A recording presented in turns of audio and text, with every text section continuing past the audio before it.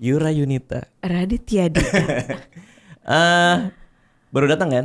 Baru banget. Baru banget. Langsung tiba-tiba syuting. Wow, langsung Kaget ini kayak banget wah di pasti. pagi Aneh yang banget. sangat cerah ini. Iya. Gue biasanya kalau ada orang main ke rumah, terus kita syuting, gue nggak mau ketemu dulu sampai di sini kita langsung ngobrol. Oh wow, ya. Karena biasanya basa-basinya itu yang seru-seru. Oh, apa Ya kan? kabar Kak Dika Iya, hari apa kabar, ini? apa segala macam. Wow. Kamu kalau nggak salah pacarnya temennya istriku, betul nggak? Temen. Iya kan? Temennya kan waktu itu. Kalau nggak salah dia sempat ketemu kamu pas di travel. Jadi Iya. istriku naik travel, Terus gak sengaja ketemu pacar kamu kan di travel itu kan. Teman lama lah mereka gitu kan. Iya. Terus turun ketemu kamu. Iya. Kenalan pertama kali di situ. Ya kenalan pertama kali di Oke. situ. Terus pacar kamu bilang kamu lagi mau bikin konser kan? Iya. Ya, kayak seru kalau kita ngobrolin soal konser apa di sini gitu. Oh yaudah sini main aja, aku bilang ke rumah gitu. Jadi sebenarnya kita tidak saling kenal. Yang kenal tuh istri dan pacar. Oh ternyata dan kita berkenalan lah. Walaupun kita pernah kenalan pas acara apa ya? Acara apa? Maksudnya Kayak acara film pernah kali salaman ya. dulu banget tuh. Iya, Kalau nggak iya, salah, aduh acara award atau apa? Iya. Kamu sama Kemal waktu itu, atau sama Alfi ya? Sama siapa lupa ya. Pokoknya waktu itu lagi ya. sama Kayak Kemal, rame-ramean terus ya Kemal waktu bilang, itu. kenalin nih Yura gitu. Oh, acara stand up comedy. juga Acara waktu itu stand up Oh, comedy. iya. Iya. Kamu emang penggemar stand up comedy? Aku suka mendengarkan. Dan Suka menonton. mendengarkan. Kenapa? Maksudnya apa? Seru banget sih sebenarnya, apalagi kalau misalnya kayak udah lagi capek, kayak butuh hiburan, butuh ketawa-ketawa, nonton stand up comedy tuh seru. Oh iya, itu Iya. tapi kamu tidak gampang tersinggung karena kan banyak banget Enggak, malah anak-anak seru. yang nonton stand up kan sekarang nih kita jadi susah berkomedi gara-gara dikit-dikit tuh orang kesinggung. Masa sih? Iya. Sebenarnya kan ya dibawa asik aja. Yang terakhir tuh yang Panji kucing itu tahu Aku nggak sih? nonton. Kamu nonton. Tahu. Kamu juga tidak tersinggung. Enggak lucu. Enggak. Kamu juga pecinta kucing kan? Gitu kan? Iya, kayak gitu. Aku suka kucing. Iya ya. Nah, cuman aku ngelihat musisi tuh nggak punya resiko itu gitu ya. Maksudnya kalau stand up comedy dia menyuarakan apa yang menurut dia opini dia, terus orang-orang bereaksi, ada yang suka, ada yang nggak suka. Tapi musisi tuh jarang terjebak pada perdebatan kayak gitu ya. Maksudnya kita jarang lihat ada musisi nyanyi terus tiba-tiba saya nggak suka liriknya. Nggak pernah ada kan? Ada nggak sih? Ya sebenarnya ada, tapi lucu aja sih bacanya, kayak misalnya lagu Cinta dan Rahasia gitu kan, Iya, ternyata sama Glenn gitu ya. Iya, terus komennya segala macam di YouTube bahwa ternyata ini lagunya yang sakit tuh biasanya yang ditikung gitu kan. Misalnya Cinta dan Rahasia tuh saat kita suka sama seseorang tapi ternyata dia lebih memilih sahabatnya daripada dia gitu. Oh iya itu Nah, benar sih. Yang jadi korbannya biasanya kayak lagunya Iya. ternyata. Kayak lu menjadikan perselingkuhan itu lagu. Ya nggak sih? Maksudnya orang-orang yang orang yang marah-marah gitu dong. Ini kayak kamu sama Glenn nyanyi soal perselingkuhan gitu. Apa namanya? Liriknya apa? Sebenarnya nggak perselingkuhan sih, tapi lebih Kan kayak diam-diam seneng kan? Maksudnya Iya, diam-diam suka ya? iya, Ya bukan diam-diam suka. selingkuh ini. Selingkuh batin lah. Oh iya. Diam-diam suka. Tapi kan banyak orang yang kayak gitu kan? Ternyata banyak ya, ternyata di luaran sana sampai sekarang tuh banyak juga yang mengalami Cinta dan Rahasia itu. Gitu. Oh, tapi kamu ketika bikin lagu itu, menyanyikan lagu itu memang apa itu kegelisahan yang kamu dapat dari orang sekitar kah gitu? Kok bisa-bisanya kamu gua pengen nyanyiin lagu soal orang yang diam-diam suka sama pacar temen Sebenarnya gitu. itu juga lagu yang diambil dari fenomena yang ada di luar sana sih. Waktu menyanyikan lagu itu aku sampai sekarang pun belum pernah mengalami itu si Cinta dan Rahasia itu. Cuman ternyata sahabat-sahabatku hampir 80% tuh ternyata mengalami itu saat Suka sama pacarnya temen. iya gitu, ternyata banyak Itu nggak banget ada di yang luar lebih sana. rendah daripada suka sama pacarnya temen ya dong? Iya kan? Ya Iya dong. dilema gitu kan jadinya kan. Tapi nggak apa-apa kalau nggak ditindaklanjuti. Maksudnya kalau cuma sekedar suka sama pacar teman, dia lucu banget dia ini. Itu secara moral bagus nggak menurut kamu? Kalau aku ya, kalau aku ngerasanya ya kayak anjir nih teman gue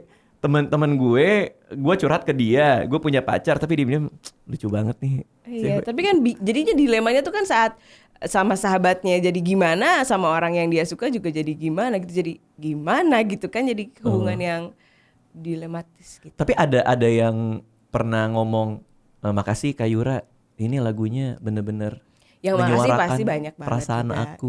Yang makasih banyak ternyata mewakili, sebenarnya jadi bisa menyuarakan apa yang selama ini nggak bisa dia sampaikan kepada siapapun gitu. Karena orang zaman sekarang tuh kalau curhat sama lagu.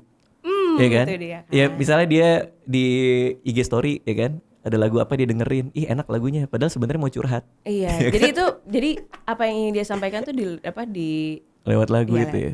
Nah kemarin tuh aku ngeliat deh, jadi aku sempat nyari-nyari dulu nih apa namanya berita-berita kamu gitu, aku Google gitu. Ada satu yang menarik banget.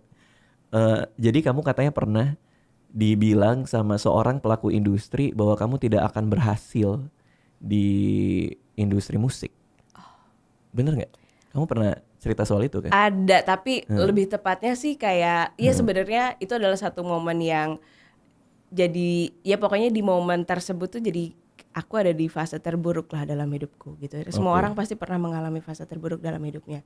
Dan aku pernah mengalami itu di 3 tahun yang lalu gitu. Jadi aku pernah sengaja dikungkung atau Dikungkung tuh apa? dikungkung tuh kayak Dikurung, dikerangkeng, terkungkung gitu, terkungkung dipasung. terkungkung dan juga kayak sengaja dihalang-halangi untuk tidak bisa lagi merilis karya gitu secara ya mau Secara sistem ya, Iya. masih ada sistem yang dibangun supaya kamu nggak bisa keluar gitu mungkin, apa gimana? Ya Semacam kurang itu. semacam itulah gitu. Jadi Cuma kata-kata dia kan yang kayak penyanyi itu fisiknya harus bagus apa segala macam kan, yang kamu ceritain itu kan? Kalau sebenarnya nggak nggak juga sih, Bukan yang itu. lebih kayak ke terkungkung, merasa sengaja dihalangi untuk bisa merilis karya-karya selanjutnya dan juga khususnya album kedua ini gitu. Jadi sempat ada di momen tersebut dan ya ternyata momen itu bikin sempat ada di titik terendah juga dalam hidupku gitu. Ngerasa kayak mesti gimana lagi gitu caranya. Itu perjuangan untuk bisa akhirnya rilis lagi karya berikutnya dan juga rilis album kedua tuh prosesnya sangat panjang sekali. Itu kayak momen pendewasaan aku juga sebagai seorang musisi, sebagai perempuan dan juga sebagai ya pemusik lah gitu.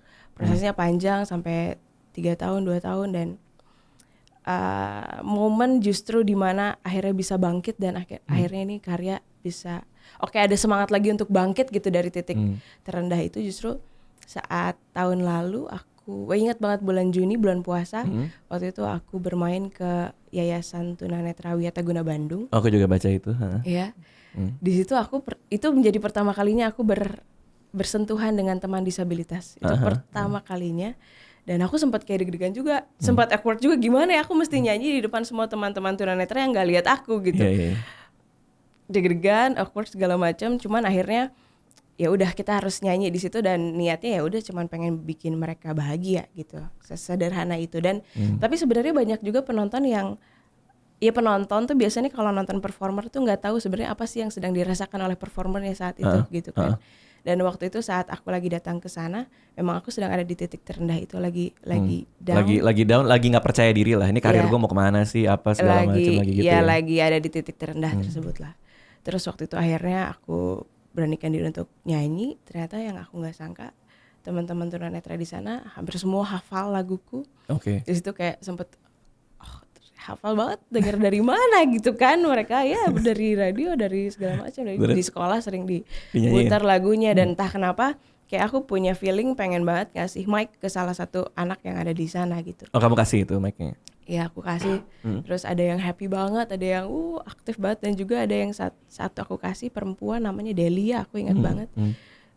Delia itu saat aku kasih dia nyanyi lagu Berawal Dari Tatap dengan sangat lembutnya, dengan sangat tulusnya dan bagus banget. Itu bikin aku merinding banget. Di situ aku ngerasa kayak wow, kayak dia punya keterbatasan, nggak melihat tapi suaranya begitu indah sekali. Di situ aku kayak nahan nangis gitu kayak saking bagusnya. Terus habis itu kayak aku nahan nangis, dia udah menyelesaikan nyanyinya, terus aku cuman bisa peluk, suara kamu bagus banget, aku bilang itu. Terus entah dia ngeliat aku atau enggak, cuman kayaknya dia nggak denger. Aku kayak agak terisak gitu karena ya lagi di the lowest point of your life, tapi terus ada dia yang menyanyikan laguku jujur setulus itu.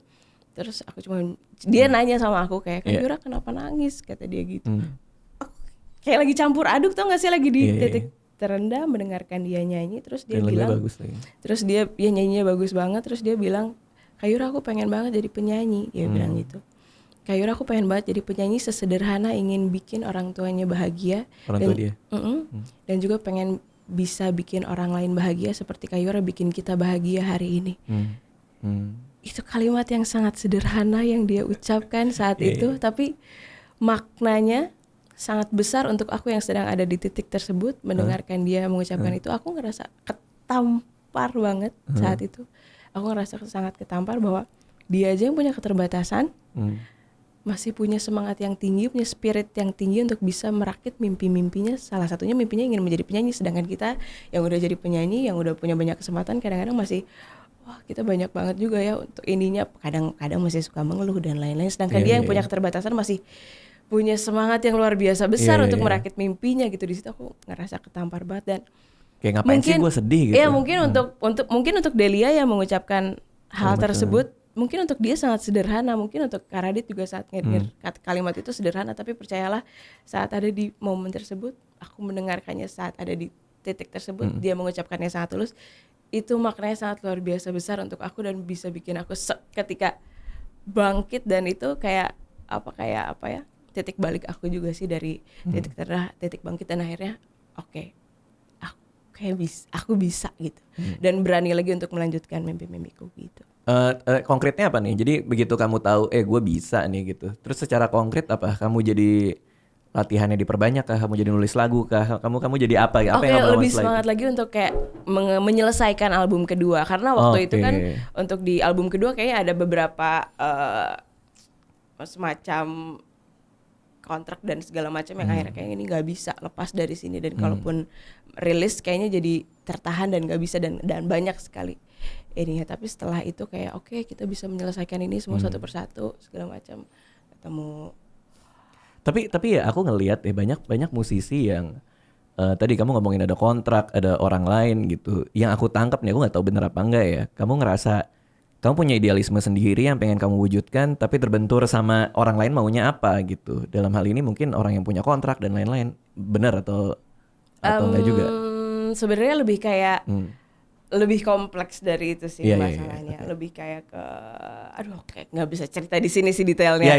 Oke. Ya pokoknya. Tapi intinya maksudku adalah poinnya adalah kadang buat sebagian musisi yang aku ajak ngobrol ya, termasuk Sheryl waktu itu main kesini juga gitu.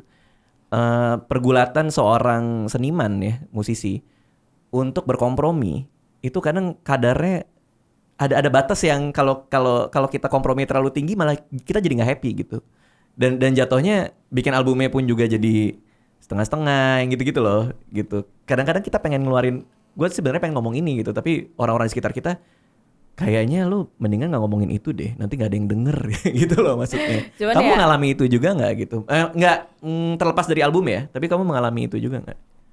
Iya, aku benar dari awal kalau misalnya bikin karya benar-benar nggak mikirin lagu harus gimana gitu, booming lah, harus hits apa segala macam. Tapi aku selalu percaya apa yang dikerjakan dari hati itu pasti sampainya ke hati gitu. Iya. Terus sejujur mungkin yang sedang aku rasakan, karena aku memang tipe orang yang tidak mudah menceritakan apa yang aku rasakan sama semua orang gitu. Sama justru, orang lain gitu maksudnya. Iya, justru aku paling nyaman menulis dan menyampaikan apa yang aku rasakan tuh terhadap sebuah tulisan, terhadap sebuah karya dan terhadap sebuah lagu gitu. Jadi lagu-lagu yang aku ciptain benar-benar lagu-lagu yang aku alami gitu. Khususnya 9 lagu yang aku tulis di album Merakit ini, album yang baru. Benar-benar rangkuman dari semua kisah yang aku alami, dari fase terburuk, fase terbaik, fase bangkit yang aku alami, semuanya aku rangkum semua di 9 lagu yang aku tulis di album ini. Oke, ini kamu punya album Merakit nih kan? Berarti kamu semuanya nulis sendiri lagu ini? Hampir semuanya nulis lagu sendiri. Oke. Tapi ada beberapa juga lagu yang ditulis bareng sama Mas Yovie Widianto, lagu Harus Bahagia. Terus juga lagu Buka Hati, kita nulis lagu bareng sama Tulus. Ada juga lagu Malam Sepi dan lagu Merakit ditulis bareng sama Dona Maulana. Oke. Cuman seberapa personal sih lagu-lagu yang di album Merakit ini? Berarti kalau ada cerita kamu kan it's very personal kan? Sangat. Ketika ada orang lain yang kamu bilang tadi menulis bareng gitu, gimana cara menyatukan gue pengen bicara soal ini terus dia bisa paham gitu? Kebetulan memang orang-orang yang ada di sini yang juga bekerja sama Yura untuk di album Merakit itu benar-benar kayak inner circle gitu. Kita memang sering ketemu, aku sering curhat juga sama sama mereka, jadi tahu betul apa yang sedang aku rasakan gitu. Nah kalau sama yang sama Shofie yang lagu Harus Bahagia, itu memang aku sebenarnya udah nulis lagu yang benar-benar personal, aku sempat kasih dengar ke Mas Shofie. Itu Mas Shofie sempat ngajak kayak, Yura ayo kita dong bikin lagu bareng gitu. Terus sebelum nulis lagu bareng, Mas Shofie dengerin dulu lagu-lagu yang aku tulis tuh. Dari sekian banyak, terus Mas Shofie, kok lagunya kayak sedih gitu. Kenapa kamu lagi sedih, kata Mas Shofie. Enggak Mas Shofie, aku enggak lagi sedih, aku bilang gitu. Terus dan cerita-cerita segala macam. Aku pun kalau bikin lagu happy kayak lagu Takkan Apa gitu, lagunya tetap Broadway fun gitu yang cheerful, tapi sebenarnya liriknya juga tetap ada sedihnya, kata Mas Shofie, kayak kita bikin lagu yang happy, Yura tuh harus bahagia. Aku bahagia kok Mas Shofie, aku bilang gitu kan. Sambil nangis. Aku bahagia sambil nangis lagi. Aku bahagia kok Mas Shofie gitu. Ya udah akhirnya yang lagu Harus Bahagia itu juga tercipta dari kisah-kisah aku juga yang aku ceritain sama Mas Shofie gitu. Cuman kalau maksudnya sebagai kreator juga ya, misalnya aku nulis film dan lain-lain. Justru aku sangat-sangat senang kalau lagi sedih gitu. Iya, justru lebih gampang kan nulis. Lebih gampang nulis lagu saat lagi nulis karyanya sedih. kan. Ada apa entah kenapa ya, buat seniman itu perasaan sedih, terus kayak sendirian, putus asa, itu tuh jadi magnet yang luar biasa untuk gue pengen bicara ini. Iya gitu. justru ya itu banget sih. Itu juga yang dirasain apalagi sebagai penyanyi dan juga pencipta lagu gitu. Sangat mudah terilhami saat kita lagi benar-benar entah itu tersakiti banget atau lagi happy banget. Pokoknya perasaan yang sangat berlebihan tuh kayak misalnya lagi happy banget juga gampang jadi nulis lagu lagi sedih yang sedih banget gitu juga. Ternyata lebih dapat dan lebih dalam gitu kan, jadi lebih jujur gitu jadinya. Tapi kamu pernah nulis lagu sambil nangis? Saking dalamnya yang pasti, kamu. pasti justru aku kalau misalnya lagi kan banyak ciptain lagu gitu kan. Misalnya lagi di perjalanan panjang, lagi di kamar mandi dan segala macam. Tapi saat mulai ke piano dan entah kenapa selalu ada getaran ke sini. Baru 5 nada pertama tapi udah ada getarannya dan bikin aku entah kenapa berlinang, ini kayaknya oke, ini harus direkam. Gitu justru aku punya gitu. feelingnya saat oke, ini harus direkam tuh saat lagu yang aku tulis memang punya getaran tersendiri untuk aku gitu. Oh, kayak aku misalnya kalau nulis materi stand up comedy nih, ya harus ketawa duluan pas lagi nulis gitu. Pas lagi nulis, ih anjir lucu nih gitu. Mungkin gitu sama kan? Kayak gitu kali ya. Pas lagi di piano, waduh sedih nih gitu. Jadi justru nunggu momen itu ya. Momen magis itu ya.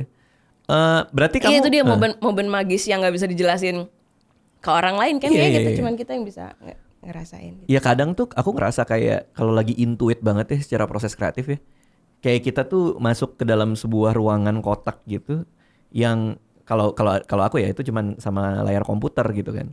Tapi begitu kelar, anjir gue habis dari mana gitu. Kamu pernah gitu gak sih? Iya banget ya. Kalau aku lebih kayak kalau Karadit kan di depan komputer, kalau aku tuh di depan piano gitu. Saat itu kayak, main terus kayak lupa gue lagi di mana, lagi apa. Begitu selesai main.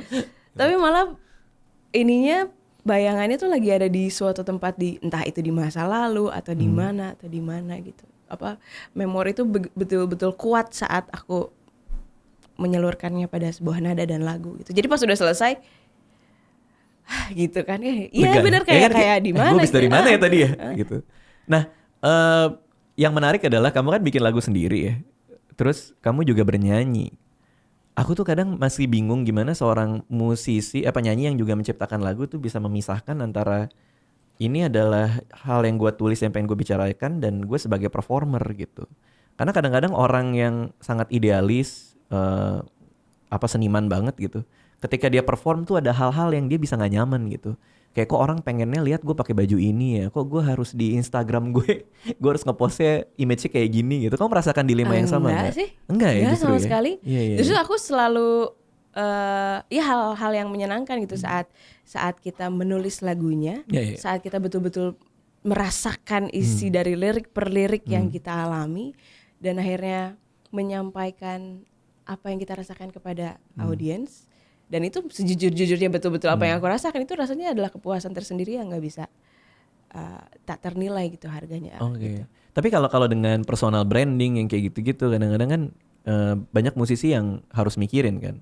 Gue mau memposisikan diri gue tuh di mana ya di antara semua penyanyi yang tampil ini gitu. Maksudnya kamu mikirin sampai segitu juga, kayak Yura Yunita itu maunya dilihat sebagai musisi yang ini gitu misalnya.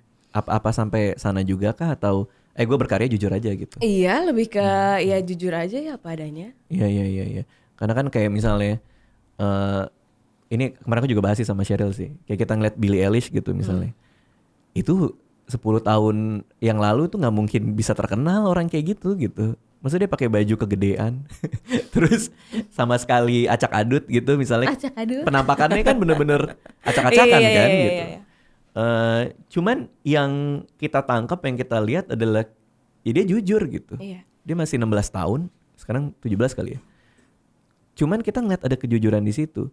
Nah aku rasa ini kita udah masuk ke eranya jujur gitu. Jadi musisi-musisi yang dulu mungkin gak punya tempat ya, karena label-label ngelihat ini gak jualan gitu, sekarang bisa lebih muncul gitu. Karena iya, justru itu kan justru rasanya. Ya semua orang pasti bisa bikin lagu, semua orang bisa berkarya segimana yang ya apapun itulah. Tapi menurut aku sekarang yang langka adalah kejujuran dan rasanya gitu dari setiap seniman itu sendiri dan musisi itu sendiri saat membawakan karyanya itu tuh sejujur itukah atau rasanya sedalam itukah. Jadi justru itu kan yang langka gitu. Semua orang ya bisa nyanyi ya, suaranya bagus kemana segala macam, tapi kalau rasanya kalau rasanya hampa ya atau kosong, nggak ada rasanya atau nggak ada makna yang dalam untuk dianya sendiri, pasti nyampainya juga beda ke orang lain. Tapi itu abstrak banget ya. Maksudnya gimana caranya kita mengkonkretkan rasa tuh kayak apa ya? Maksudnya sebagai seorang penampil gitu, gue mau mantik nih rasanya, tapi gimana gitu? Maksudnya siapa tahu kamu di backstage abis ada masalah, mobil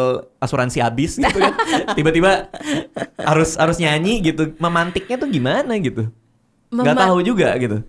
Kalau keluar ya, aja gitu. Kalau aku mungkin karena aku pernah mengalami itu ya, pernah mengalami asuransi lagu yang aku apa lagu yang aku ciptain betul-betul aku alami, jadi memantiknya ke masa-masa saat aku mengalami itu gitu. Jadi tanpa sengaja harus dipantik juga udah otomatis kepantik gitu untuk.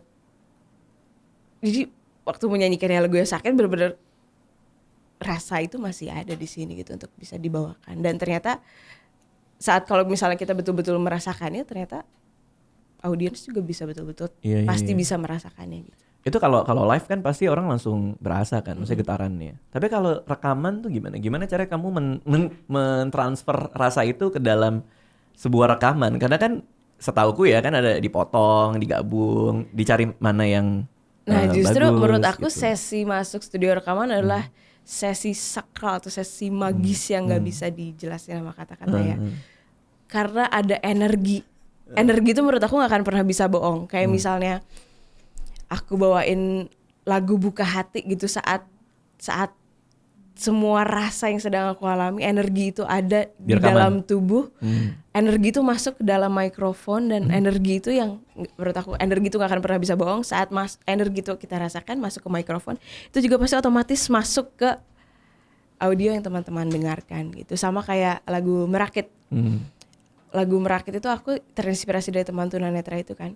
Oke. Itu energi yang sangat besar untuk aku. Kalimat sederhana yang dia ucapkan menjadi energi yang besar untuk aku untuk bisa terus berani merakit mimpi-mimpi. Dan habis itu kenapa enggak ya aku menciptakan lagu Merakit ini aku dedikasikan untuk teman-teman disabilitas di luar sana. Dan kenapa enggak dia yang jadi inspirasi aku juga turut serta untuk nyanyi di lagu Merakit ini. Terus seminggu kemudian aku ajak mereka kayak, mau nggak ya untuk nyanyi di lagu Merakit ini, jadi suara, jadi choirnya di lagu ini. Kayak mereka mau banget. Wah, terus akhirnya kita masuk ke studio. Itu tuh kan lagu Merakit tuh lagu perjuangan aku banget, dari yang akhirnya ada di titik terendah dan akhirnya bangkit, dan mereka lah gitu. Tuhan punya cara yang nggak pernah kita sangka untuk ngasih tahu umatnya gitu, dan cara itu adalah cara yang sederhana dari mereka gitu, bahwa aku bisa bangkit gitu. Dan akhirnya pas masuk ke dalam studio, mereka tuh senang banget bisa rekaman, nyanyi, terus mereka seneng, wah ketawa-ketawa segala macam. Tapi bisa dipastikan aku, produser, sound engineer, sampai teman-teman yang ngurus kabel semuanya bercucuran air mata saat mereka nyanyi. Karena itu spiritnya mereka gitu, untuk ya ternyata lagu itu mewakili perasaan mereka selama ini gitu. Pernah bahwa keterbatasan itu bukan halangan, keterbatasan justru jadi kekuatan, kelebihan, dan keistimewaan buat kita semua. yang Iya. mengalaminya. Bener juga ya, maksudnya yang aku suka adalah ini sebuah karya yang sangat personal buat kamu gitu, dan Banget. teman-teman tunanetra ini yang ngebangkitin kamu lagi kan, terus akhirnya kamu ajak gitu, terus akhirnya suaranya masuk ke dalam mikrofon menjadi sebuah rekaman gitu. Ketika seorang seniman udah segitu personalnya sama karyanya itu, kita sebagai seniman yang membuat pasti puasnya luar biasa. Iya, ada Iya kan? kepuasan tersendiri. Mau pasti. gimana pun hidup karyanya gitu. Kadang-kadang aku kalau bikin apa gitu ya, udah nggak peduli lagi gitu. Ini orang mau nonton kek, mau Iya. laku kek, mau Kalau apa. kita yang puas, Iya gitu. Nah karena kebanyakan orang ya, yang musisi, mau penulis, mau stand up comedian, mereka tuh ngelihat ini laku, ini enggak gitu. Terus mereka berusaha membuat yang seperti tadi, sehingga mereka lupa bahwa setiap karya tuh punya koneksi yang sangat personal buat kita gitu. Kita mau bicara apa gitu. Iya. Karena semua orang bisa bernyanyi, semua orang bisa stand up comedy, Iya. tapi nggak semua orang bisa tulus membicarakan apa yang mereka mau ngomongin kan. Dan celakanya masyarakat Indonesianya, netizen-netizen itu cuma ngelihat ini laku ini enggak. Iya. Kan ngeselin gak sih? Maksudnya itu membuat kamu frustrasi juga gak sih? enggak sih. Enggak juga ya? Enggak. Ketika direduksi menjadi tanggal lagu gitu. Wow. Urutan 1 sampai 10 gitu. Enggak, kalau aku sih nggak tahu ya, dari dulu sampai sekarang ya mindsetnya itu adalah bonus ya, masuk Iya. chart lagu, terus dapat penghargaan segala macam. Menurut aku itu bonus, karena ya kembali lagi kalau karya tuh benar-benar yang dari sini, harus dari sini. Dari hati ya. Kalau sekarang itu ya ketika orang bicara, wah nih singlenya laku gitu misalnya. Itu bicara dalam konteks apa sih sebenarnya? Karena kan kalau film jelas nih penontonnya berapa, box office berapa. Tapi kalau ketika seorang musisi atau produser bilang, ini musik laku, itu tuh menakarnya tuh gimana sih sebenarnya? Ya itu dia ya, musik lagu yang kayaknya Ada yang ngomong itu, yang kayak- laku nih yang kayak gini gitu. kayak Itu laku apa ya? untuk setiap Kriteria orang, tuh. ya beda-beda. Mungkin untuk entah itu label, mungkin menurut mereka laku adalah mungkin numbers dan segala macam, dan stream yang segala macam. Ya laku untuk itu beda-beda gitu ya. Tapi kalau untuk aku sendiri ya mungkin laku itu saat lagunya bisa mewakili kisah banyak orang, dan ternyata lagu itu bisa menggerakkan banyak orang ke hal-hal yang positif, bisa menggerakkan orang ke hal-hal yang lebih baik gitu untuk diri mereka sendiri gitu. Soalnya kalau misalnya kayak film nih, film yang namanya film laku ya udah jelas gitu, maksudnya kita udah ngelihat angka kan, Iya. 1 juta penonton gitu. Nah biasanya kalau produser-produser sama sutradara sama pemain-pemainnya kan pada ngepost tuh, Iya. telah tembus dalam berapa hari gitu. Maksudnya itu terlihat laku gitu kan. Kalau buku bestseller itu kan, kalau kamu suka ke toko buku tuh suka ada Iya, ada. tulisannya tuh bestseller gitu. Nah kadang-kadang yang namanya bestseller itu juga bukan bestseller beneran gitu. Bisa aja di penerbit itu buku yang paling laku, padahal penjualannya sebenarnya nggak gede-gede amat, tapi sama dia ditaruh tuh di sampul Iya, bisa bestseller. jadi ya. Karena loh bestseller buat gue kayak gitu, tapi kan ditaruh, jadi kan orang mau beli ngerasanya beneran bestseller gitu sih maksudnya. Nah yang maksudnya adalah kalau musik ini tuh ketika teman-teman musisiku tuh ngomong yang lagi laku tuh ini, yang rame tuh ini, aku tuh nggak bisa menakar. Lo lihat dari mana gitu? Oh mungkin lakunya juga dari, mungkin ya kalau sesederhana yang bisa kita lihat adalah streams numbernya besar, misal di Streams number? Iya, di platform digital gitu. Spotify gitu misalnya. Ya bisa kita sebut kayak gitu kali ya. Itu yang rata-rata berapa kali puter gitu nggak tahu juga ya. Maksudnya kayak 30.000 kali diputar dalam sebulan. Macam-macam ya, karena setiap musik pasti punya tempatnya tersendiri, punya komunitasnya tersendiri. Misalnya menurut teman-teman indie, ya lagu ini laku banget di kalangannya, di komunitasnya gitu Karena kan. di antara teman-teman indie lain itu udah gede gitu ya. Iya, Mungkin di seperti komunitas itu ya. pop mungkin ini yang paling laku. Jadi kan setiap orang punya ada wadahnya masing-masing gitu untuk kata laku itu sendiri kalau menurut aku. Iya. Nah kamu sebagai musisi yang juga bikin karya gitu, gimana caranya kamu membatasi diri? Karena banyak banget ya teman-teman deh, ya balik lagi ke musisi, youtuber atau segala macam. Yang menurut aku terjebak pada ngelihat ini karya bagus, ini karya enggak gitu. Nah aku pribadi paling gak seneng tuh ketika ngeliat ada orang bilang, punya gue lebih berkualitas. Gitu. Kamu gimana cara menjaga diri kamu untuk tidak terjebak pada pemikiran seperti itu gitu? Apa dengan berkolaborasi dengan banyak orang atau gimana? Gimana ya?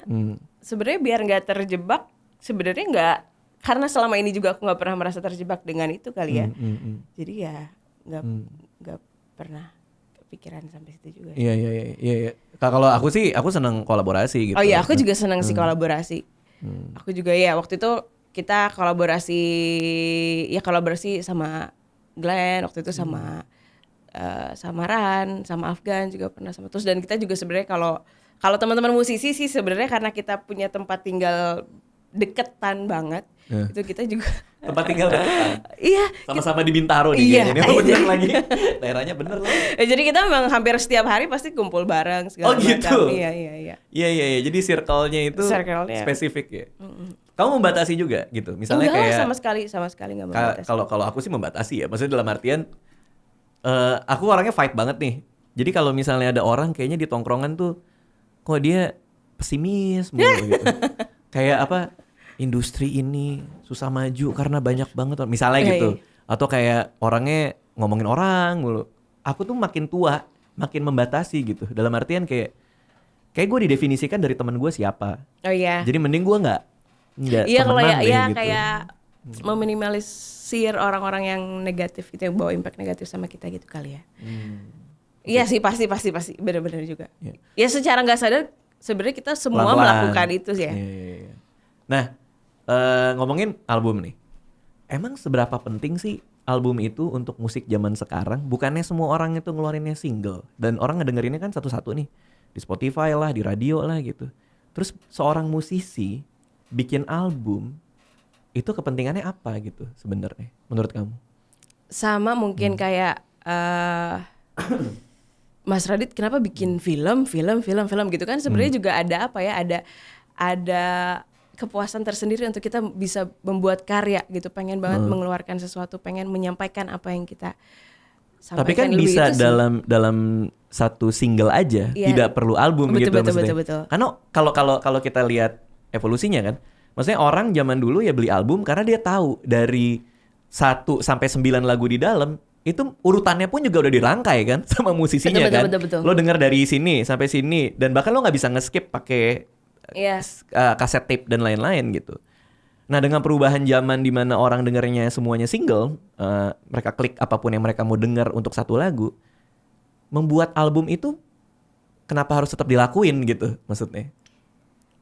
Sebenarnya album itu kan kayak gabungan dari semua single. Sebenarnya sebelum album Rakit ini juga anak ngeluarin single satu-satu, intuisi dulu, lalu beberapa bulan kemudian Harus Bahagia, lalu beberapa bulan kemudian ada lagi single. Iya sebenarnya sih jadi single juga sih sesungguhnya. Tapi akhirnya karena single-single udah banyak ya, kita jadi gabungkan satu. jadi sebuah album. Mungkin maksudnya album itu lebih kayak gue punya tema besar yang mayungin semua single ini gitu. Ya. Dan gue mau bicarain soal ini gitu. Iya, itu betul sekali. Ya karena itu dia, mungkin awalnya single, tapi dari 9 single yang akhirnya dirilis ini adalah, yaitu dia punya payung besar bahwa ini semua kisah yang betul-betul aku alami dari, yaitu dia fase terburuk, fase terbaik untuk bisa aku merakit semuanya dari 9 lagu aku rakit jadi sebuah album gitu. Makanya kenapa judul albumnya Merakit. Oke, kita ngomongin konsernya nih. Ya. Kamu ada konser tanggal 25 25 April. Itu di Balai Sarbini. Di Balai Sarbini. Ini konser keberapa nih? Ini konser untuk di Jakarta pertama kali karena bulan kemarin aku bikin konser juga di Bandung. Jadi namanya Yura Merakit Intimate Concert. Itu yang baru pre-sale-nya aja udah habis itu ya. Iya. Itu di Bandung dan akhirnya ternyata waktu aku bikin di Bandung kemarin banyak juga dari yang datang justru bukan hanya dari Bandung, dari Semarang, dari Jogja, dari Surabaya, dari Jakarta kan? Gitu kan. Kayak gue pengen nonton banget pasti gitu. Iya, justru banyak banget teman-teman yang gak kebagian dan akhirnya banyak permintaan kayak udah bikin dong di Jakarta. Akhirnya karena permintaan dari teman-teman jadi bikin juga di Jakarta. Oke. Ini secara konsep samakah dengan yang di Bandung atau kamu bikin? Sebenarnya hampir sama dengan yang di Bandung. Oke. Tapi juga akan ada kejutan lain juga yang akan terjadi. Yang ada pembeda juga sih dari yang di Bandung. Oke. Kalau aku nih ya bikin stand up comedy spesial nih. Istilah kita kalau stand up comedian kan bikin stand up comedy spesial. Pertunjukan 1 jam stand up comedy gitu. Seorang orang bikin tema-tema kan, terus pasti ada gimmick-gimmick. Misalnya kayak kemarin MLI tuh bikin sama Rispo mandi di atas panggung. Nah, sampai dia keramas apa segala macam. Emang orang gila sih si Rispo ini ya. Cuman maksudnya mereka membawa tema itu gitu. Nah kamu mau konser terus ada hubungannya sama album dong pasti Merakit kan. Kamu terjemahkan si Merakit ini ke dalam konser kamu tuh kayak gimana nanti? Merakit ya itu dia kisah yang sangat personal dari lagu-lagu yang aku tulis. Dan kalau yang kemarin waktu di Bandung, aku betul-betul menceritakan detail apa sih yang betul-betul aku alami sampai dia ada akhirnya narasinya gitu. sampai akhirnya tercipta Lagu-lagu 3 itu. menit lagu ini. Mungkin kayak lagu Merakit, mungkin teman-teman ngedengarnya itu hanya 3,5 menit lagunya. Tapi percayalah proses dari yang apa yang aku alami, wow, segala macam itu 3,5 tahun yang akhirnya aku bisa rangkum dari 3,5 menit. Jadi itu bener-bener proses kisah yang dalam dan panjang yang nggak bisa aku ceritain di sini gitu. Aku bisa ceritanya nanti pas di konser, betul-betul kisah terdalam. Jadi aku pengen ngajak semua teman-teman untuk bisa masuk lebih dalam ke kisah-kisah yang aku alami di setiap lagu per lagunya gitu. Oke. Kalau untuk fans sih udah pasti nonton deh. Maksudnya gue suka banget sama Yura gitu. Misalnya gue mau nonton. Tapi kalau misalnya untuk orang-orang yang mungkin lagi nonton nih, terus gue suka Yura sih, tapi kenapa gue harus datang konsernya gitu? Kira-kira apa kamu membawa itu tadi, kejujuran tadi dan lain-lain? Lo akan ngelihat sisi lain dari Yura di sini atau? Iya, tapi atau yang ada? aku nggak sangka juga waktu kemarin di konser di Bandung, hampir 90% yang datang nangis sih semua. Oh, jadi emosinya setulus itu ya untuk konser kamu ya pada saat itu? Iya. Dan Aku sih berasa banget sih dengan ngobrol gini aja udah kayak ini personal banget pasti ya. iya, dan sebenarnya kayak komen-komen orang yang datang tuh aku simpan di highlight Instagram stories aku tentang konser Merakit Bandung. Yang aku juga nggak nyangka ternyata banyak juga yang bilang bahwa ini baru pertama kalinya nonton konser tapi sampai nangis, sampai baru dalam hati. pertama kalinya juga sih aku membaca hampir 90% teman-teman yang datang kenapa nangis ya gitu. Sempat aku tanya juga ya, ternyata memang di dalamnya juga aku banyak hal yang aku ada satu hal yang baru pertama kali aku sampaikan di konser itu. Di konser itu. Ya kan kamu ngomongin lagi di Jakarta nanti. Iya. Dan kayak apa ya? Ada bercerita tentang trauma masa kecil yang gak pernah aku ceritakan sama banyak orang. Tapi akhirnya aku healingnya, aku menghadapi orang tersebut di atas panggung. Aku bicara dengan orangnya langsung. Dan itu baru pertama kalinya juga aku ngomong sama orang itu. Dan itu momen yang ya mungkin itu yang bikin orang-orang gila ya, bener-bener ya. Maksudnya bener ya, dia sebuah karya itu datang dari tempat yang paling gelap ya. Iya. Bener-bener dari trauma masa kecil lah, dari kesedihan yang kita alami. Karena kalau dari sebagai stand up comedian ya, katanya adalah kalau lo mau jadi stand up comedian, hal pertama yang harus lo punya adalah masa kecil yang buruk. Ya pasti semua orang punya trauma di masa kecilnya lah pasti ya. Cuma entah gimana caranya untuk kita bisa berdamai dengan itu. Dan aku baru pertama kalinya selama 27 tahun aku hidup berdamai dengan trauma masa kecil itu waktu di konser kemarin. Oke. Gitu. Mungkin itu kenapa kamu tertarik nonton stand up comedy. Karena stand up comedy itu soal berdamai dengan diri sendiri. Ya kan sesungguhnya. Ya sama pun dengan lagu-lagu yang aku tulis itu berarti itu bagian dari berdamai dengan diri sendiri. Iya, persoalan tuh banyak orang yang ngerasa hidung gua gede. Paha gua yang kanan 40 kilo, yang kiri 5 kilo gitu. Beda-beda gitu kan. Dan mereka menutup diri. Maksudnya gua gak mau ngebahas itu gitu, karena gue jadi sedih. Nah justru dengan kalau stand up comedy kita malah ngebahas itu gitu. Karena dengan ngebahas itu berarti kita sudah berdamai. Dan kebahagiaan itu kita yang nentuin gitu loh. Ya gak sih? Iya banget. Nah makanya kamu menulis itu semua, berdamai di atas panggung dengan orang yang membawa kamu trauma di masa lalu, di masa kecil ya terutama, adalah cara kamu untuk berdamai dengan itu semua. Dan orang bisa menyaksikan itu gitu, dan terlibat dalam emosi yang sama kan. Betul. Tapi kamu pengen musik kamu untuk mengubah orang, dalam artian lihat nih, gue berdamai dengan masa lalu gue juga pengen lo kayak gitu. Itu ada intensi itu nggak? Sebenarnya nggak ada kayak oke, harus bikin orang lain berubah, enggak. Tapi justru itu mengalir dengan sendirinya, kayak komen-komen yang masuk yang paling bikin aku tergetar sih saat aku merilis lagu Buka Hati. Jadi Buka Hati itu kan ceritanya saat lagu itu dilirik digubah dari doa-doa di sepertiga malam yang selalu aku sebut, diubah jadi sebuah lirik lagu gitu. Saat kita berharap orang yang kita sayang itu bisa membuka hatinya agar kita bisa memilikinya dan menyayanginya. Sebenarnya lagu itu adalah lagu harapan untuk pasangan kita. Tapi ternyata dampaknya bukan hanya untuk pasangan, ternyata di luar sana. Dia orang-orang di luar sana punya interpretasi yang beda-beda tentang lagu itu. Ya. Salah satunya adalah waktu itu ada yang cerita katanya, terima kasih Kak Yura udah bikin lagu Buka Hati ini karena bisa bikin aku berdamai dengan ayah aku yang udah nggak pernah ketemu dari dia kecil. Oh ya? Kok bisa? Jadi dia cerita katanya dia mau nikah. Dia mau menikah, terus kan ya kalau mau menikah harus Restu. sama orang tua. Tapi dia juga nggak pernah tahu ayahnya di mana. Oh ya? Iya, udah nggak pernah ketemu dari dia kecil sampai akhirnya dia mau menikah. Tapi katanya dengan lagu Buka Hati jadi menggerakkan dia untuk kayaknya Nyari atau? ya ini selama ini yang gue harapin, gue tuh pengen punya ayah yang bisa gue miliki dan gue sayangi, katanya gitu. Jadi akhirnya dia melakukan perjalanan yang entah kemana nyari ayahnya dan akhirnya ketemu karena itu karena lagu Buka Hati, katanya gitu. Gara-gara kayak satu lagu itu ya. dan Gila, akhirnya dia minta maaf, ya ayahnya pun minta maaf karena selama ini dia nggak pernah ada di hidupnya. Iya. Setelah itu ya akhirnya dia bisa menikah dengan bahagia dan aku ngebacanya haru banget. Iya banget, parah. Satu lagu yang apa ya, yang ya itu lagu yang sangat deep juga untuk Yura, tapi ternyata bisa menggerakkan orang lain ke hal-hal yang nggak pernah aku duga gitu loh. Ternyata ada hubungan ayah dan anak, terus juga ibu yang ngerasa anaknya entah di mana juga dan ngerasa belum buka hati untuk ibunya sendiri gitu.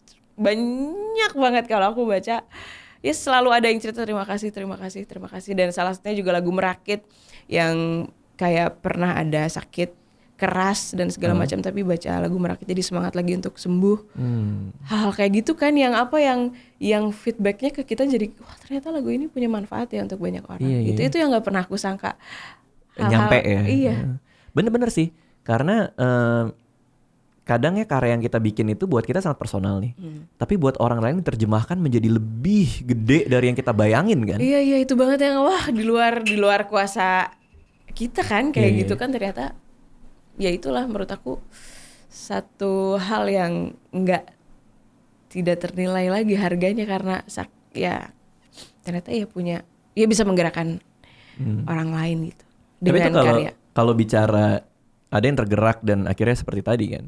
Tapi kalau kritikan kamu menanggapinya gimana? Kamu kritikan sebenarnya malah kan senang juga sih ya baca kayak gitu ya lucu aja gitu kadang-kadang baca. Soalnya kan kadang-kadang nih kayak misalnya kamu bikin sama Glenn nih lagu gitu. Terus kamu ngeluarin single lagi, pasti ada aja yang bagusan sama Glenn. Pasti ada aja yang kayak gitu kan. Mendingan duet lagi sama ini gitu. Kayak aku bikin film tuh pasti ada aja bagusan yang kemarin gitu kan. Tapi kamu menanggapi itu dengan apa? Maksudnya kamu bedakankah ini yang membangun, ini yang menjatuhkan atau gimana? Cara kamu mengolah kritikan jadi? Sebenarnya ya cuman dibaca dan berlalu sih kayak misalnya kalau kayak bagusan ini ya pun aku juga kayak lagi bikin lagu ini sama ini kayak ini bagusan tapi dua-duanya aku suka gitu. Tapi ya udah itu terserah penilaian orang sih tapi kalau kritikan sih nggak pernah digubris dengan ini ya. Nggak yang sampai kayak bikin kayak gitu nggak sih. Ya yang penting kamu ya kayak tadi kan, yang penting kompas kamu dalam berkarya adalah kamu jujur aja sama yang kamu bikin kan. Emang gue maunya bikinnya kayak gini gitu. Ya gimana gitu. Kalau ada yang orang yang relate sama lagu ini ya bonus gitu. Sama kayak tadi tanggal lagu dapat berapa ya bonus. Yang penting gue tuh happy ngelakuinnya kan. Nah buat orang kayak kamu nih, kalau aku ngerasa ya hal-hal yang kamu alami, kegelisahan yang kamu alami itu pasti kamu jadikan karya kan. Kalau ternyata kegelisahannya deket banget, misalnya sama pacar gitu, kelakuan dia nyebelin lah, apalah segala macem gitu.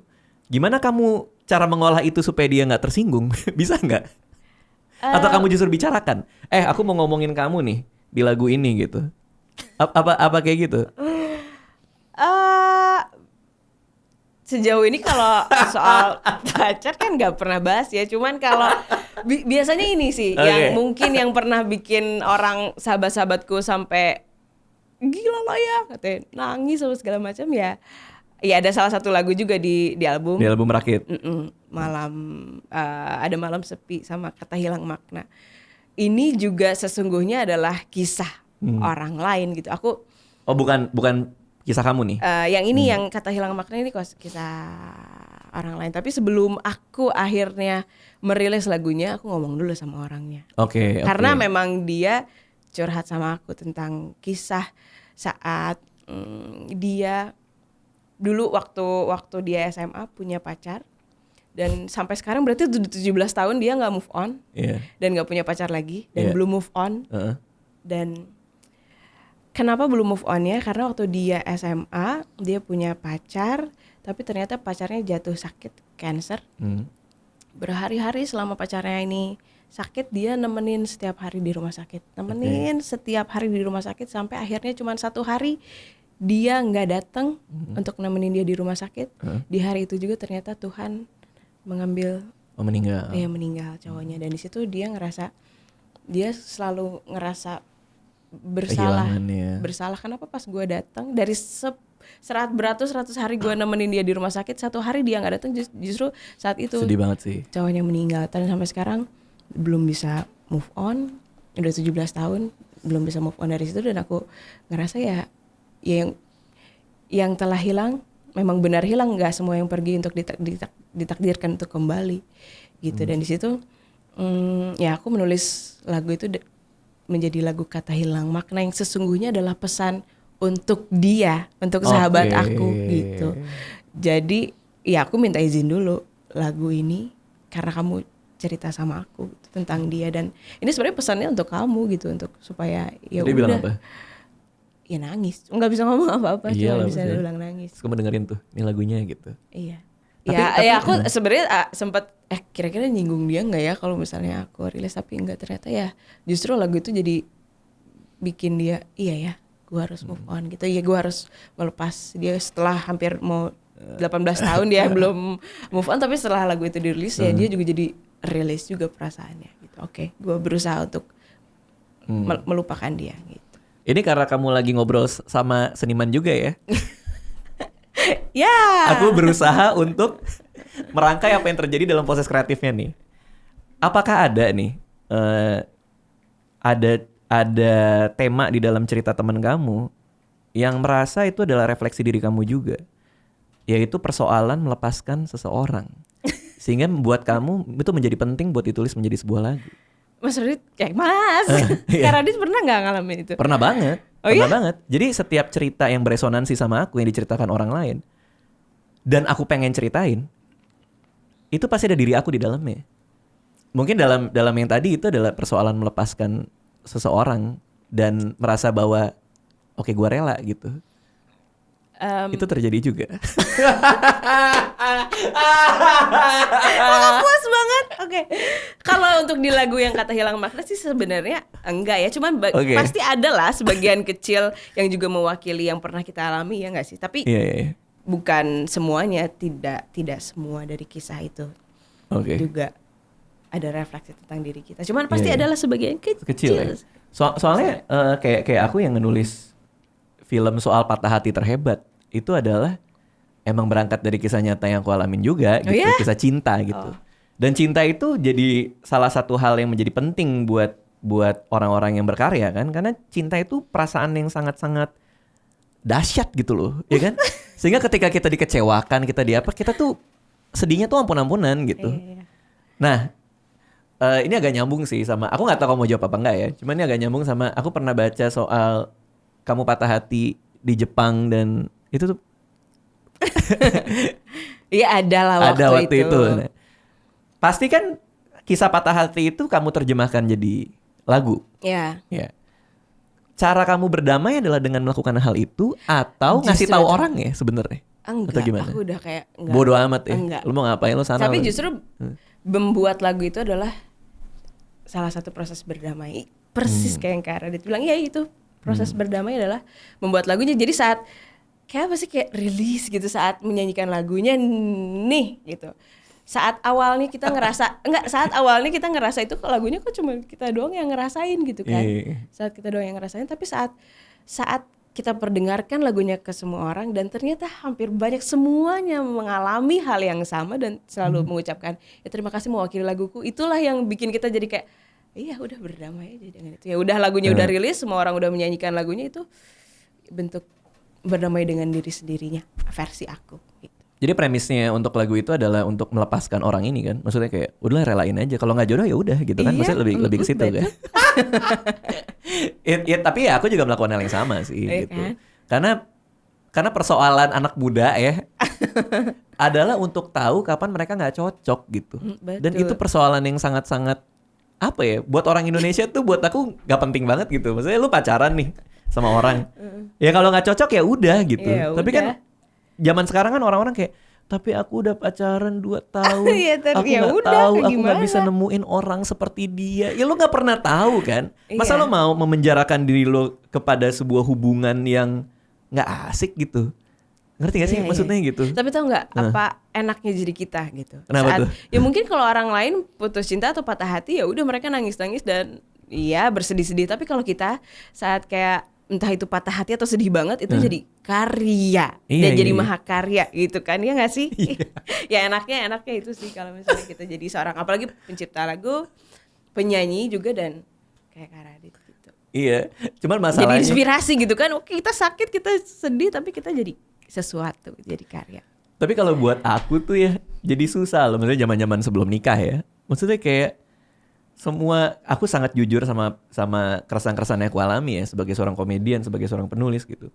Sehingga pas ketemu sama orang apa segala macam itu aku sampai bisa ngebayangin gitu kayak ini nanti orangnya kayak gini nanti berantemnya gara-gara ini apa segala macam gitu. Habis itu udah gitu. Terus ketemu orang lagi ngopi gitu. Oh ini biasanya orangnya kayak jadi ngerasa gitu Iya, kayak aku udah tahu gitu. Dan kadang-kadang malah dipatah hatiin. Udah tahu nggak bakal bisa ngapa-ngapain, maksudnya nggak bisa lanjut gitu. Tapi udah nekat aja lah, siapa tahu patah hati gitu kan. Terus Iya, jadi iya. apa Kita kayak gitu. menyendu-nyendukan diri gitu ya, jadi. Tapi itu pernah sih, maksudnya aku pernah ngalamin hal-hal yang kayak gitu. Nah tapi kamu juga mencari nggak kegelisahan-kegelisahan itu? Iya sih, Iya, kadang-kadang, bener. kadang-kadang, Oh ya? kadang-kadang iya juga sih, kadang-kadang. Apalagi kalau misalnya mau rekaman misalnya, Terus? kayak lagu intuisi gitu kan. Ya. Lagu intuisi tuh yang tadi karena ditanya yang tentang yang di Jepang itu kan. Sebenarnya kan kisahnya udah sangat lama dan sebenarnya udah ya udah gitu kan. Cuman saat mau masuk studio rekaman, ya memantik untuk bisa masuk lagi. Sebenarnya kan waktu menyanyikan lagunya tuh jatuhnya bukan jadi intuisiku selalu mengarah kepadamu lagi kan, gue udah nggak mau lagi sama orang itu Iya, sebenarnya. sebenarnya Tapi kan perasaan itu. di lirik lagunya dulu sebenarnya gue mau sama lo. Tapi ya gimana caranya supaya gue saat menyanyikan itu tidak marah gitu. Karena waktu masuk studio mau mulai nyanyi malah jadinya marah, Jadi bukan marah. Oh ya? marah sama Sama orangnya. sama momen itu gitu, bukannya jadi sedih gitu kan. Akhirnya ya aku menyendu-nyendukan diri untuk coba lagi memposisikan lagi dengan situasi waktu itu. Walaupun sekarang kan waktu kita mau masuk rekaman situasinya lagi nggak kayak gitu kan. Nah waktu itu ya Diinget-inget. ya itu dia, makanya menyendu-nyendukan diri benar-benar coba masuk lagi ke situ. Dan sebenarnya waktu itu sempat, ini nggak pernah aku ceritain di mana-mana sih Iya. sebenarnya. Waktu mau shoot up rekaman lagu intuisi itu aku sempat hipnoterapi justru. Oh hipnoterapi itu bagus loh. Iya, Menarik banget. aku sempat hipnoterapi beberapa kali untuk aku bisa menyanyikan lagu itu supaya lagunya bukan jadi marah tapi jadi lebih dalam lagi gitu kan. Tekniknya apa? Yang dilakukan teknik seperti apa? Ya saat hipnoterapi masuk ke dalam alam bawah sadar segala macam, conversation untuk bisa memaafkan orang tersebut. Tapi justru saat kita udah bisa memaafkan orang tersebut, kita bisa menyanyikan lagu itu dengan lebih ini nih maksudnya gitu. Iya. Karena menurut aku ya hipnoterapi mungkin dekat sama psikologi ya. Maksudnya setiap seniman tuh wajib untuk punya konsultasi sama psikolog sih. Karena banyak banget ya teman-temanku yang depresi, seniman ya, yang orang nggak tahu di depan panggung ya mereka kayak gitu ya, tapi mereka tuh sebenarnya depresi. Mereka tuh sebenarnya gampang sedih. Mereka tuh nggak pernah puas sama apa yang mereka buat gitu. Karena itu kutukan menjadi seorang seniman kan seperti itu kan. Kutukan. Iya, ya. untuk selalu merasa kurang gitu.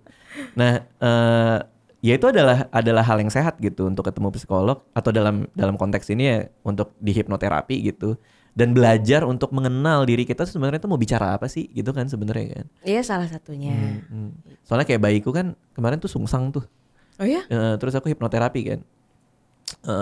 Sama Anissa sama istriku.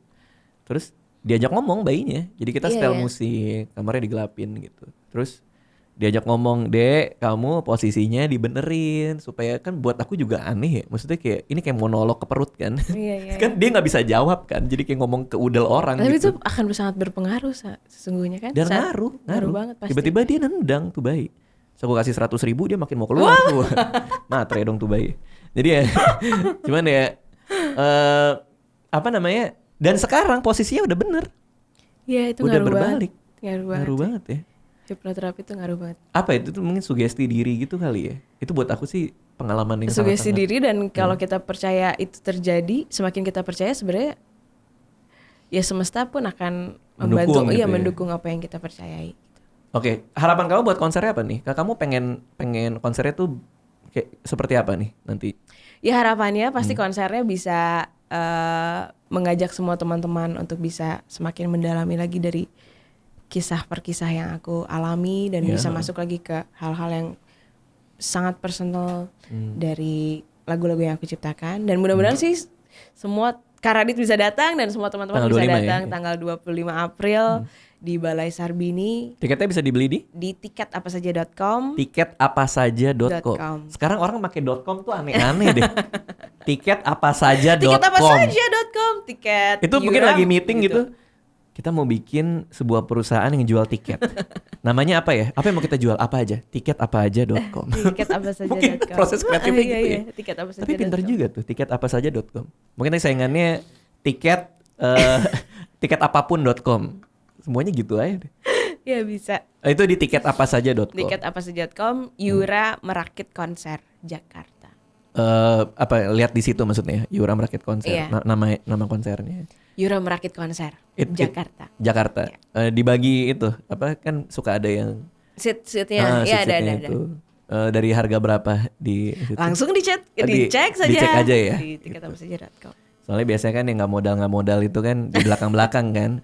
Wow. Ya kan, biasanya kan gitu. Biasanya. Iya.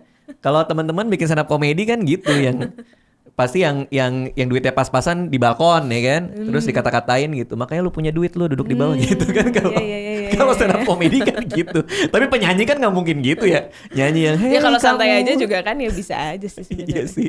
Siapa tahu mau hemat ya. Iya kan? Kalau yang duduk depan pasti orang kaya.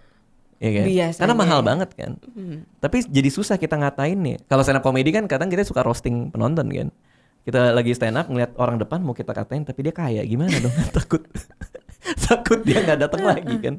Ya tapi kalau mau lihat silakan aja di tiketapasaja.com ya. Yura Yunita merakit konser. Yura merakit konser. Oh, Yura merakit konser Jakarta. Kalau mau follow IG-nya juga Instagramnya apa? Di @yurayunita. Di So, Facebook juga Yura Yunita, di YouTube channel juga youtube.com/yurayunita. Tinggal search aja Yura Yunita. Oh, nggak mau ada yang beda satu gitu. Yura apa saja gitu, nggak ya? Yura Yunita. Nggak tahu ya fanbase itu. Kamu bisa follow aku di fanbase aku yuraapasaja.com. Yura apa saja. Iya. Ya udah makasih Yura ya, sukses konsernya. Terima kasih Kak Radit. Terima kasih sudah menonton video ini. Jangan lupa subscribe untuk menunjukkan dukungan kamu kepada channel gue.